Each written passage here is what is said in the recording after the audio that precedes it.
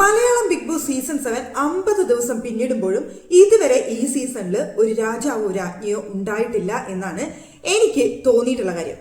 പക്ഷേ ബിഗ് ബോസും ലാലേട്ടനും ഒരു രാജാവിനെ ഉണ്ടാക്കാനും രാജ്ഞിനെ ഉണ്ടാക്കാനുള്ള കഠിനമായ പരിശ്രമത്തിലാണെന്ന് വീക്കെൻഡ് എപ്പിസോഡ് കാണുമ്പോൾ നമുക്ക് കൃത്യമായിട്ട് മനസ്സിലാവും. രാജാവ് മറ്റാരുമല്ല, നമ്മുടെ അക്ബർ ഖാൻ തന്നെ. രാജ്ഞി ജിസൈൽ. ജിസൈൽ എന്നുള്ള പേര് ഉച്ചരിക്കുമ്പോൾ തന്നെ ലാലേട്ടന്റെ വായെന്ന് തേൻ ഒഴുകുന്ന പോലെയാണ്. ജിസൈൽ എന്നുള്ള ആ പേരിനെ തന്നെ ഭയങ്കര ഒരു സ്റ്റൈലിലാണ് ലാലേട്ടൻ വിളിക്കുന്നത്.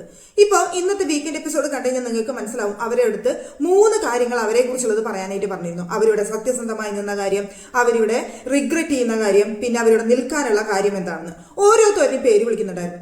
ജിസൈലിന്റെ പേര് വിളിച്ച സമയത്ത് മാത്രം ഒരു പ്രത്യേക വിളിയായിരുന്നു. ജിസൈൽ എന്ന് വിളിച്ചുകൊണ്ട് ഒരു പ്രത്യേക സ്റ്റൈലില് ലാലേട്ടന്റെ ഒരു വിളി ഉണ്ടായിരുന്നു. എന്താണ് ജിസൈലിന് മാത്രത്തെ പ്രത്യേകത എന്നുള്ളത് നമ്മൾ പലതവണ ചോദിച്ചിട്ടുണ്ട്. എന്തായാലും ഉത്തരം ഞാൻ മനസ്സിലാക്കുന്നത് ഒരു രാജാവിനെയും രാജ്ഞിയുമാണ് അവർ ഉദ്ദേശിക്കുന്നത്. ഒന്നല്ലെങ്കിൽ അക്ബറിന് ഒരു കപ്പ്, അല്ലെങ്കിൽ ജിസൈലിന് ഒരു കപ്പ്. ആ ഒരു പദ്ധതിയാണ് ബിഗ് ബോസ് തീരുമാനിച്ചിട്ടുള്ളത്. ഏഷ്യനെറ്റിന്റെ പദ്ധതി അതാണ്. പക്ഷേ പ്രേക്ഷകർ ഇതുവരെ ആ പദ്ധതിക്ക് ഒപ്പം എത്തിയിട്ടില്ല. ഇപ്പോൾ നിലവിലെ ഒരു 50 എപ്പിസോഡൊക്കെ കഴിയുന്ന സമയത്ത് എങ്ങനെ പോയാലും പ്രേക്ഷകർക്ക് ഇഷ്ടമുള്ള ഒരു മത്സരാർത്ഥി മുൻതൂക്കം എപ്പോഴും വരാറുണ്ട്. പക്ഷേ അതിൽ നിന്നെല്ലാം വ്യത്യസ്തമായിട്ട് ഈ സീസണിൽ 50 ദിവസം പിന്നിടുന്ന സമയത്ത് 3 മത്സരാർത്ഥികളാണ് ഒപ്പത്തിനൊപ്പം നിന്ന് മത്സരിക്കുന്നത്. 1 അനുമോള്, 2 അനീഷ്, പിന്നെ 3 ഷാനവാസ്. 3 പേരുടെ പോളൊക്കെ നമ്മൾ ഇട്ട് കഴിഞ്ഞാൽ 3 പേരുടെയും ഏകദേശം സെയിം ആയിട്ടാണ് നമുക്ക് പോളിൽ വരുന്നത്. ആ സമയത്ത് നമുക്ക് ആർക്കായിരിക്കും കപ്പ് എന്നുള്ളത് ഇപ്പോഴും ഒരു ഉറപ്പിച്ച് പറയാനായിട്ട് 100% ഉറപ്പിച്ച് പറയാനായിട്ട് ഇപ്പോൾ നിലവിലെ സാഹചര്യത്തിൽ സാധിക്കുന്ന കാര്യമേ അല്ല.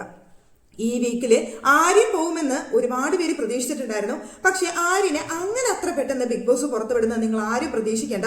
ആര്യൻ പോയി എന്നൊക്കെ പറഞ്ഞ സമയത്ത് ഞാനും വിചാരിച്ചു, ഈശ്വര അങ്ങനെ ആര്യനെ പുറത്തു വിട്ടോ എന്നൊരു സംശയം എന്റെ മനസ്സിലുണ്ടായി. പുറത്തു വിട്ടില്ല എന്ന് ഇന്നിപ്പോ നിങ്ങൾക്ക് എല്ലാവർക്കും മനസ്സിലായല്ലോ. രന ഫാത്തിമയെയാണ് ബിഗ് ബോസ് പുറത്തു വിട്ടത്. ഏറ്റവും കുറവ് വോട്ടുള്ള വ്യക്തി രന ഫാത്തിമ തന്നെയായിരുന്നു.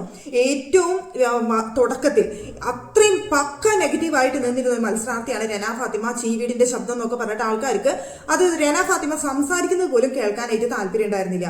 പക്ഷെ എനിക്ക് തോന്നുന്നു ഈ 50 എപ്പിസോഡും എത്തി നിൽക്കുന്ന ഈ സമയത്ത് രന ഫാത്തിമയ്ക്ക് മുൻപുണ്ടായിരുന്ന ആ ഹേറ്റേഴ്സിൽ നിന്ന് ഒരുപാട് കുറവ് വന്നിട്ടുണ്ട്. ഇപ്പോൾ അത്ര ഹേറ്റേഴ്സ് ഒന്നും രന ഫാത്തിമയ്ക്ക് ഇല്ല. അതുകൊണ്ട് വലിയ കുഴപ്പമില്ലാതെ രനയ്ക്ക് പുറത്തേക്ക് ഇറങ്ങാം. തുടക്കത്തിലായിരുന്നു എന്നുണ്ടെങ്കിൽ രന ഫാത്തിമ അത്രയും പക്ക നെഗറ്റീവ് ആയിരുന്നു. അതുപോലെ നിന്നിരുന്ന ഒരു പീക്ക് ലെവലിൽ നിന്നിരുന്ന ഒരു സമയം ഉണ്ടായിരുന്നു. അവിടെ നിന്ന് ഒരുപാട് മാറിയിട്ടുണ്ട്. രനയുടെ ലാലേട്ടന്റെ അടുത്ത് വന്ന് നിന്നിട്ടുള്ള ആ സംസാരവും വളരെ നന്നായിരുന്നു. എന്നേക്കാൾ യോഗ്യതയുള്ള മത്സരാർത്ഥികൾ അവിടെയുണ്ട്. അവരൊപ്പം നിന്ന് മത്സരിക്കാനായിട്ട് ഞാൻ ആളല്ല. അതുകൊണ്ട് എനിക്ക് 50 ദിവസം നിന്നത് തന്നെ സന്തോഷം എന്ന് പറയുന്നുണ്ട്. അപ്പൊ സ്വയം ഒരു തിരിച്ചറിവുള്ളത് വളരെ നല്ല കാര്യമായിട്ടാണ് തോന്നിയത്. പിന്നെ നമ്മുടെ ഷാനവാസും നെവിനും ബോട്ടം ഓഫ് ഹാർട്ട് എന്ന് പറഞ്ഞുകൊണ്ട് തന്നെ അവർ അങ്ങോട്ടും ഇങ്ങോട്ടും പരസ്പരം സോറി പറഞ്ഞു. ഷാനവാസും സോറി പറഞ്ഞു, അതുപോലെ നെവിനും സോറി പറഞ്ഞു. ആ ഒരു വിഷയം പബ്ലിക്കിലേക്ക് എത്തിക്കാതെ, ഒരു നാട്ടക്കേസ് ആയിരുന്നല്ലോ, പബ്ലിക്കിലേക്ക് എത്തിക്കാതെ അത് സോൾവ് ചെയ്തതിൽ ഷാനവാസ് ഭയങ്കര ഹാപ്പിയാണ്. ഷാനവാസ് അവിടെ ഇരുന്ന് നൂറയുമായിട്ട് സംസാരിക്കുന്നുണ്ട്. ഈ ഒരു ടോപ്പിക്ക് ലാലേട്ടൻ കൈകാര്യം ചെയ്ത രീതി വളരെയധികം നന്നായിരുന്നു. ഇത്രയും ഒരു നാട്ടക്കേസ് ആയതുകൊണ്ടാണെന്ന് തോന്നുന്നു അത് വളരെ നല്ല രീതിയിൽ അത് സോൾവ് ചെയ്തു. പക്ഷേ ആ വീട്ടിലുള്ള ഒരുപാട് പേർക്ക് അത് ഭയങ്കര മുറുമുറുപ്പുണ്ട്. കാരണം അവര് ഷാനവാസിനെ നിർത്തി പൊരിക്കുമെന്ന് വിചാരിച്ചെടുത്താണ് ഷാനവാസിനെ നിർത്തി പൊരിക്കാതെ അവിടെ നിവിൻ ഇട്ടൊരു കൊട്ട് കൊടുത്തത്. ഇവിടെ പ്രത്യേകിച്ച് കാർഡൊന്നും ആരിറക്കി കളിക്കേണ്ട, ആ കാർഡ് ഞാൻ അങ്ങ് കീറുന്നു എന്ന് പറഞ്ഞുകൊണ്ട് ഒരു കൊട്ട് കിട്ടിയത് നിവിനാണ്. അതുകൊണ്ട് തന്നെ നിവിൻ ഭയങ്കര മൂഡ് ഓഫ് ആയിട്ട് തല താഴ്ത്തിയിട്ടൊക്കെയാണ് 2 ദിവസത്തെ എപ്പിസോഡിൽ നമുക്ക് കാണാനായിട്ട് സാധിച്ചത്. എന്താ മോനെ എന്ത് പറ്റി എന്ന് ലാലേട്ടൻ ചോദിക്കുമെന്ന് നിവിൻ ഒരുപാട് പ്രതീക്ഷിച്ചെങ്കിലും ലാലേട്ടൻ അക്കാര്യത്തിൽ മൈൻഡ് ചെയ്തില്ല. ഇപ്പൊ ഷാനവാസ് ആണെങ്കിലും നിവിനാണെന്നുണ്ടെങ്കിലും ഇക്കാര്യത്തെ കുറിച്ച് സംസാരിച്ച് അവിടെ സോറി പറയുമ്പോൾ പോലും ആ ഒരു ടോപ്പിക്ക് വലിയ രീതിയിൽ അവിടെ ചർച്ച ചെയ്യാനുള്ള അവസരം അവിടെ ലാലേട്ടൻ കൊടുത്തില്ല. എന്തായാലും വളരെ നല്ല കാര്യമാണ്. പക്ഷേ ഇവിടെ വരുന്ന സമയത്ത് ആരുടെ ഭാഗത്താണ് തെറ്റ് ശരിയെന്ന് ഇപ്പോഴും പ്രേക്ഷകർക്ക് ഒരുപാട് പേർക്ക് കൺഫ്യൂഷൻ ഉണ്ടാവാനുള്ള ചാൻസ് ഉണ്ട്. ലാലേട്ടൻ 50ാമത്തെ എപ്പിസോഡ് ആയതുകൊണ്ട് തന്നെ ഇവരെ അടുത്ത് 3 കാര്യങ്ങൾ ചോദിച്ചിരുന്നു ഞാൻ പറഞ്ഞല്ലോ. സത്യസന്ധത, റിഗ്രറ്റ്, അതുപോലെ തന്നെ ഇവിടെ നിർത്താനുള്ള കാരണം.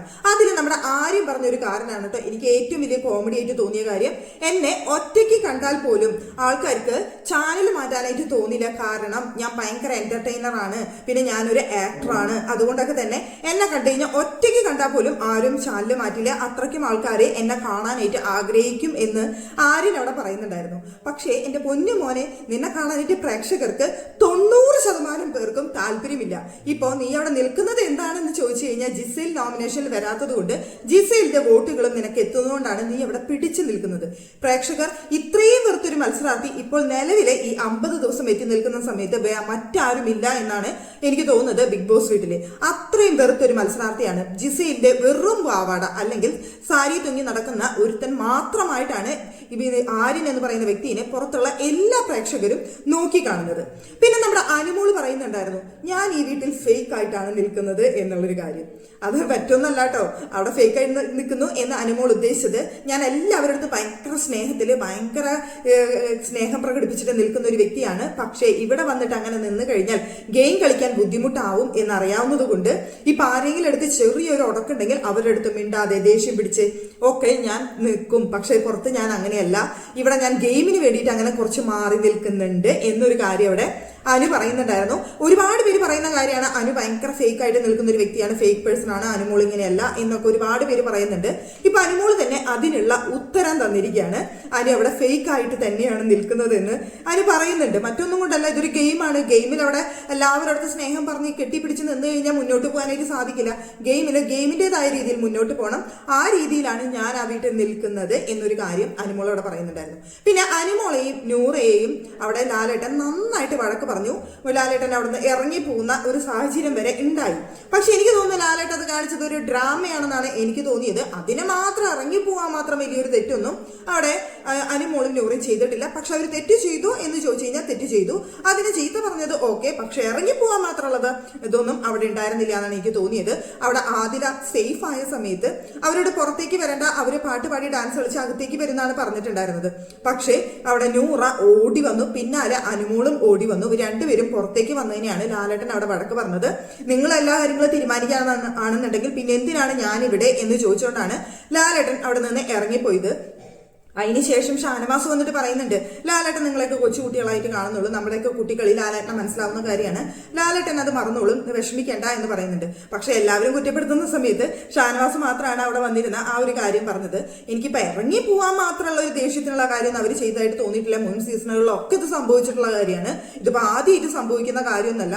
പിന്നെ അനുമോളം ഇരുന്ന് കൊട്ടാനായിട്ടും ചീത്ത വിളിക്കാനായിട്ടും കിട്ടിയ അവസരം ലാലേട്ടൻ ഉപയോഗിക്കുന്നു എന്ന് മാത്രം. എന്താ വെച്ചാൽ എല്ലാ വീക്കെൻഡ് എപ്പിസോഡും വരുന്ന സമയത്ത് അനുമോളെ ചീത്ത പറഞ്ഞില്ല ുണ്ടെങ്കിൽ ലാലേട്ടന് സമാധാനം ഉണ്ടാവില്ല. അപ്പൊ ഓരോ എപ്പിസോഡിലും അനുമോളെ ചീത്ത വിളിക്കാനുള്ള എന്തെങ്കിലും കണ്ടന്റ് ഉണ്ടാവുമ്പോൾ അത് ഉപയോഗിക്കുന്നു എന്ന് ഇക്കാര്യത്തിൽ എനിക്ക് തോന്നിയുള്ളൂ. പിന്നെ നമ്മുടെ ജിസേലിനെ കുറിച്ച് പറയുകയാണെന്നുണ്ടെങ്കിൽ ലാലേട്ടൻ്റെ അടുത്ത് നിന്നിട്ട് ഭയങ്കര കൊഞ്ചലാണ്. എപ്പിസോഡ്സ് അല്ലെങ്കിൽ നമുക്ക് കാണുന്ന സമയത്ത് ഇത്രയും കൊഞ്ചലോടുകൂടി ജിസേൽ സംസാരിക്കുന്നത് നമ്മൾ ഒരിക്കലും കണ്ടിട്ടുണ്ടായിരിക്കില്ല. ലാലേട്ടൻ എന്തെങ്കിലും ചോദിച്ചു കഴിഞ്ഞാൽ അവിടെ ഉത്തരം പറയുന്ന സമയത്ത് എന്റെ മുന്നോ കൊഞ്ചിയിട്ടല്ലാതെ ജിസേലിന് സംസാരിക്കാനായിട്ട് പറ്റുന്നില്ല. ജിസേൽ ഇന്ന് പറയുന്നുണ്ടായിരുന്നു, ഞാനിവിടെ ഭയങ്കര സത്യസന്ധമായിട്ട് നിൽക്കുന്നത്, ഞാൻ എല്ലാവർക്കും ഫുഡ് സ്നേഹത്തോടു കൂടി ഉണ്ടാക്കി കൊടുക്കുന്നു എന്നൊക്കെ ഡയലോഗൊക്കെ പറയുന്നുണ്ടായിരുന്നു. പക്ഷെ സ്നേഹത്തോടു കൂടി ഫുഡ് ഉണ്ടാക്കി കൊടുക്കുന്നുണ്ട് അവിടെ അവൾക്ക് ഇഷ്ടപ്പെട്ട ആൾക്കാർ മാത്രം, അല്ലാതെ എല്ലാവരുടെ അടുത്തും ആ സ്നേഹം വിളമ്പുന്നുണ്ടോ എന്ന് ചോദിച്ചു കഴിഞ്ഞാൽ ഇല്ലാന്നേ എനിക്ക് തോന്നിയിട്ടുള്ളൂ. ആ വീട്ടിലെ ഏറ്റവും ഫേക്ക് പേഴ്സൺ ആരാന്ന് ചോദിച്ചു കഴിഞ്ഞാൽ ഞാൻ പറയും ജിസേലാണെന്ന്. ഞാൻ മനസ്സിലാക്കിയെടുത്തോളം ഈ 50 ദിവസത്തെ ഈ ഒരു ഗെയിം കണ്ടിട്ട് മനസ്സിലാക്കിയെടുത്തോളം ആ വീട്ടിൽ ഏറ്റവും ഫേക്ക് ആയിട്ട് നിൽക്കുന്ന ഒരു പേഴ്സൺ ആണ് ജിസേൽ എന്ന് പറയുന്ന വ്യക്തി.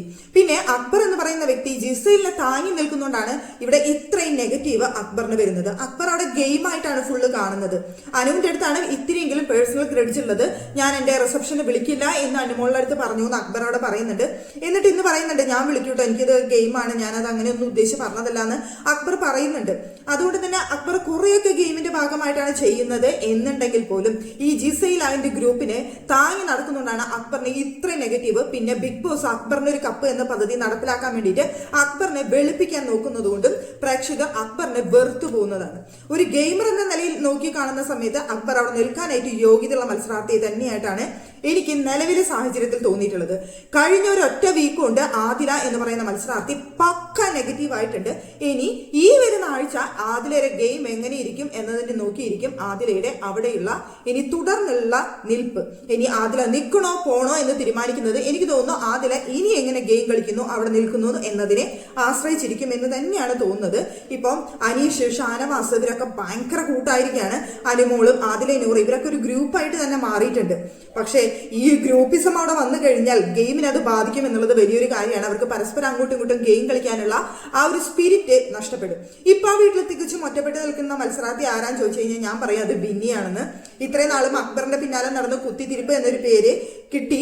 പിന്നെ ഇത്തിരി നാളായിട്ട് ഇപ്പൊ റെന ഫാത്തിമയായിട്ടായിരുന്നു കൂട്ട്. ഇന്ന് ഇപ്പൊ റെന പുറത്തു പോയതിനു ശേഷം ആ വീട്ടില് തികച്ചും ഒറ്റപ്പെട്ട് നിന്ന് ഗെയിം കളിക്കുന്ന മത്സരാർത്ഥി ഇപ്പൊ ബിന്നിയാണെന്നാണ് എനിക്ക് തോന്നുന്നത്. പക്ഷെ ബിന്നിക്കും പക്ക നെഗറ്റീവ് തന്നെയാണ്. ആ പക്ക നെഗറ്റീവിൽ നിന്ന് ബിന്നിക്ക് മുന്നോട്ട് വരാൻ സാധിക്കുമോ എന്ന് കണ്ടറിയണം. ഈ വീക്ക് ഇപ്പോൾ നോമിനേഷനിൽ വന്നു കഴിഞ്ഞാൽ അടുത്തതാര് പുറത്തു പോകും ചോദിച്ചു കഴിഞ്ഞാൽ ബിന്നിക്കായിരിക്കും വളരെയധികം വോട്ട് കുറവുള്ള മറ്റൊരു മത്സരാർത്ഥി എന്ന് പറയുന്നത്. അപ്പൊ തുടർന്ന് വരുന്ന ആഴ്ചയിൽ, അതായത് നാളെ മുതലുള്ള എപ്പിസോഡുകളിൽ നമുക്ക് നോക്കി കാണാം എന്തൊക്കെ ട്വിസ്റ്റുകളാണ് സംഭവിക്കുക എന്നുള്ളത്.